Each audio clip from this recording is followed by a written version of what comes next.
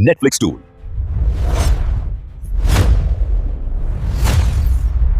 बहुत समय पहले की बात है। भारतवर्ष के मध्य भाग में सूर्यगढ़ नाम का एक समृद्ध और सुंदर राज्य था। चारों ओर हरे भरे खेत, बहती नदियां, ऊंचे पहाड़ और खुशहाल गांव थे।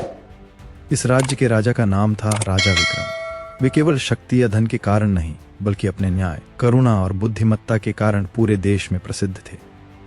राजा विक्रम बचपन से ही अलग थे। जहां राजकुमार सोने चांदी के खिलौनों से खेलते थे, वहीं विक्रम साधारण बच्चों के साथ मिट्टी में खेलते, किसानों से बातें करते और उनके दुख सुख समझने की कोशिश करते। उनके पिता महाराज रुद्रसेन अक्सर कहते थे, जो राजा प्रजा का दर्द नहीं समझता, वह सिंहासन के योग्य नहीं होता। राजा बनने की परीक्षा में महाराज रुद्रसेन ने राजा विक्रम को युवावस्था में ही शासन के छोटे छोटे कार्य सौंपने शुरू कर दिए। कभी उन्हें गांवों की समस्याएं सब उनने भेजा जाता, तो कभी न्यायालय में बैठाकर फैसले सुनने का अभ्यास कराया जाता। एक दिन एक गरीब किसान और एक अमीर सेठ के बीच जमीन का विवाद आया। सारे दरबार इस सेठ के पक्ष में थे, क्योंकि वह बहुत धनवान था।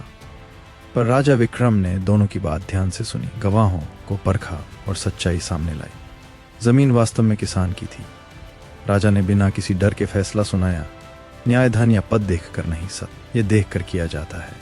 यही गुण उन्हें जनता के दिलों का राजा बना गया। राज्य का स्वर्णकाल पिता के निधन के बाद राजा विक्रम सिंह सिंहासन पर बैठे। उनके शासन में कर कम थे, न्याय तेज था और प्रजा सुखी थी। वे हर सप्ताह वेश बदलकर राज्य में घूमते, ताकि सच्ची हालत जान सकें। यदि कहीं कोई भूखा मिलता तो राजा स्वयं उसे भोजन कराते। यदि किसी पर अत्याचार होता तो दोषी चाहे कितना ही शक्तिशाली क्यों न हो, उसे दंड मिलता। सूर्यगढ़ का नाम दूर दूर तक फैल गया।